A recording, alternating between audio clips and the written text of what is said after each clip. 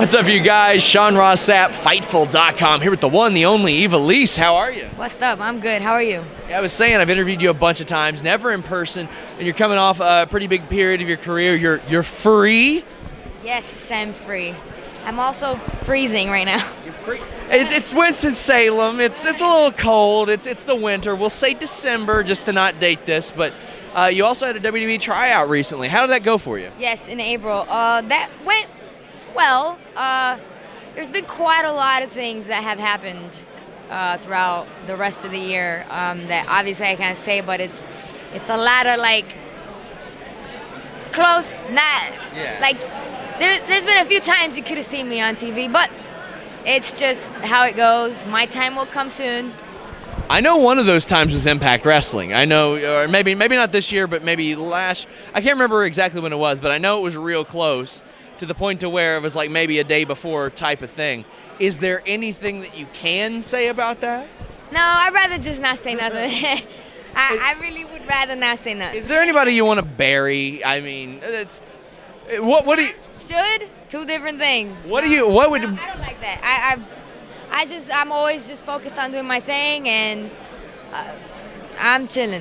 What do you want the headline of this interview to be? That's all. Catching up with Ivelisse. Hornswoggle's choice was Ethan Page will never make it in the wrestling business. Oh God. We can't get anything like that out of you, I assume. No. But I'm too close like. No, I'm not gonna mess up. I ain't gonna slip up. Not now. See, she's already passed the test. Potential employers, she's already passed the test.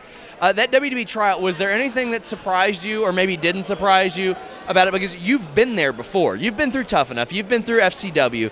You've seen what they have to offer in that type of environment. Was there anything that stood out to you like, oh, maybe that's changed a little bit?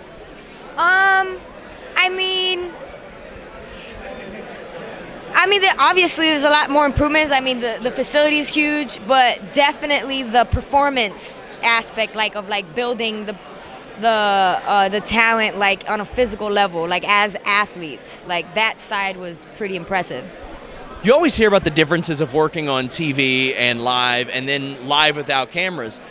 How was that transition for you when you worked on Lucha Underground, where it was TV, but it was taped TV, so there might be some luxuries or some not luxuries of working in that taped environment where they edit things pretty heavily?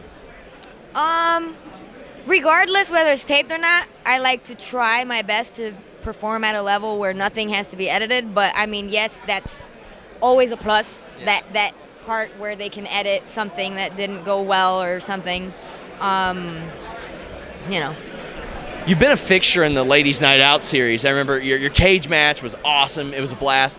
They're stepping out and doing some things that we don't usually see, especially on the independent circuit with women.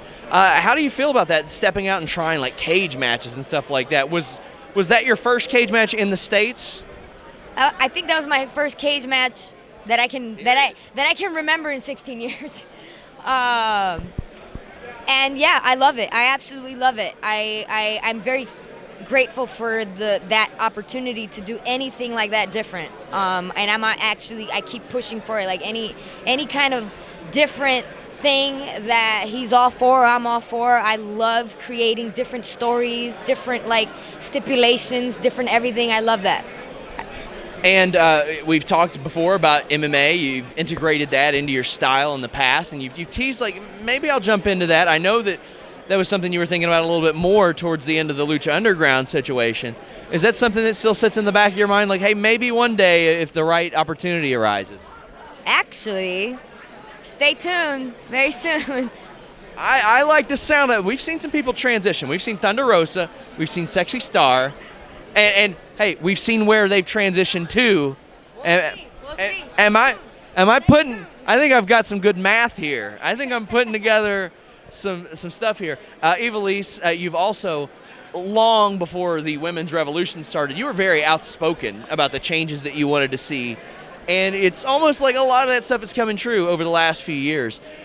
Is that one of those things where you feel vindicated, or you're like, this just should have happened a long time ago?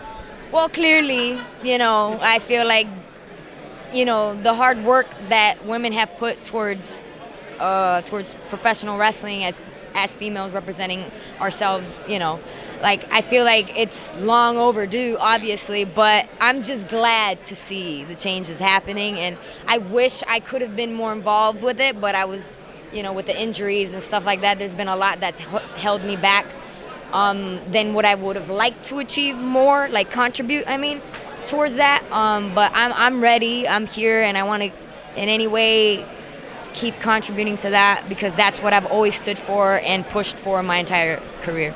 As we wrap up, let the people know where they can follow you on social media.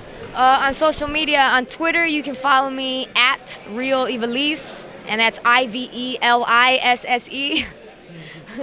And on always spell your name right.